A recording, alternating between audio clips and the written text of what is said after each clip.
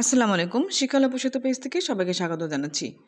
তো পঞ্চম শ্রেণীর শিক্ষার্থী বন্ধুরা, তোমাদের যে গণিত বইয়ের গণিত ক্লাসে অর্থাৎ প্রাথমিক গণিত বিষয় যে তৃতীয় প্রান্তিক মূল্যায়নের যে নমুনা প্রশ্ন আমি একটু ভালো করে বুঝিয়ে দেব। যেমন তোমাদের 1 নম্বরে যেই প্রশ্ন আসবে এটা হলো বহু নির্বাচনী প্রশ্ন। অর্থাৎ বহু নির্বাচনী প্রশ্ন তো তোমরা বোঝো, অর্থাৎ সঠিক উত্তরটি খাতায় লেখো, যেটা টিক চিহ্ন বলো তোমরা, তাই না? প্রশ্ন থাকবে এবং ক খ গ ঘ অথবা 1 2 3 4 চারটি অপশন দেওয়া থাকবে, তার মধ্যে একটি উত্তর হবে। তোমরা সেই উত্তরটি লিখবা, সেটা হলো বহু নির্বাচনী প্রশ্ন। এখানে 20টি থাকবে, প্রতিটি প্রশ্নের মান 1, তোমরা 20 নাম্বার পাবে। কেমন? এরপরে এই 1 নাম্বারের ক এটা এবং 1-এর খতে থাকবে হলো শূন্যস্থান পূরণ। কেমন? শূন্যস্থান পূরণ থাকবে, এটা তো তোমরা বোঝো। একটি বাক্য থাকবে, তার মধ্যে একটি শব্দ থাকবে না, সেই শব্দটি তোমাদের পূরণ করতে হবে। তাহলে 1 নাম্বার থাকবে ক এবং খ, কতে বহু নির্বাচনী প্রশ্ন এবং খতে শূন্যস্থান পূরণ। শূন্যস্থান পূরণে থাকবে 10টি, আর প্রতিটি প্রশ্নের মান হলো 1, 10-এ 10 পাবা। ঠিক আছে? এরপর দেখো 2 নম্বরের সংক্ষিপ্ত প্রশ্ন। তো সংক্ষিপ্ত প্রশ্নে থাকবে যেটা তোমাদের এই গত যে দ্বিতীয় প্রান্তিক মূল্যায়ন সেটাও ছিল সংক্ষিপ্ত প্রশ্ন। তো এখানে থাকবে 20টি প্রশ্ন, আর প্রতিটি প্রশ্নের মান থাকবে 1, 20-এ 20 পাবা। কেমন?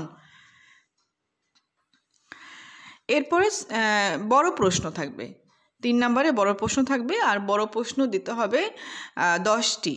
কেমন? 10টি প্রশ্ন উত্তর দিতে হবে, আর প্রতিটি প্রশ্নের মান হলো 5, 5 10-এ 50 থাকবে। এখন এই বড় প্রশ্ন 10টি দিতে হবে। এখানে কিন্তু মোট প্রশ্ন থাকবে 12টি প্রশ্নের মধ্যে 10টি প্রশ্ন উত্তর দিতে হবে। কেমন? মোট 12টি প্রশ্ন থাকবে, তার মধ্যে 10টি প্রশ্ন উত্তর দিতে হবে। প্রতিটি প্রশ্নের মান 5, 5 10-এ 50। তো এর মধ্যে একটা কথা আছে, সেটা হলো যে জ্যামিতি ও উপাত্ত হতে কমপক্ষে একটি করে প্রশ্নের উত্তর দিতে হবে। কেমন? জ্যামিতি এবং উপাত্ত যে তোমাদের আছে, জ্যামিতি থেকে এবং উপাত্ত থেকে কমপক্ষে একটি করে প্রশ্নের উত্তর, এটা বাধ্যতামূলক তোমাদের দিতে হবে। তাহলে আমাদের জ্যামিতিটা ভালো করে পড়তে হবে এবং উপাত্ত বিন্যস্তকরণের যে সমস্যাগুলো আছে সেখান থেকে আমাদের ভালো করে প্রিপারেশন নিতে হবে। তো এই ছিল আমাদের পঞ্চম শ্রেণী প্রাথমিক গণিত বিষয়ের নমুনা প্রশ্ন এই তৃতীয় প্রান্তিক মূল্যায়নে। আর শুধু পঞ্চম শ্রেণী না, এটা কিন্তু চতুর্থ শ্রেণীতে একই নিয়ম। কেমন? এই নিয়মটা চতুর্থ শ্রেণীতেও একইভাবে তোমরা প্রস্তুতি নেবে। আর তৃতীয় শ্রেণীর শিক্ষার্থীরা তোমাদেরও কিন্তু এই একই নিয়মে আসবে। এবং তৃতীয় শ্রেণীর শুধু একটা বিষয় আছে এখানে, যেমন জ্যামিতি উপাত্ত তৃতীয় শ্রেণী এবং চতুর্থ শ্রেণীতে এখানে একটা জিনিস বাড়তি আসছে, সেটা হলো পরিমাপ অধ্যায়।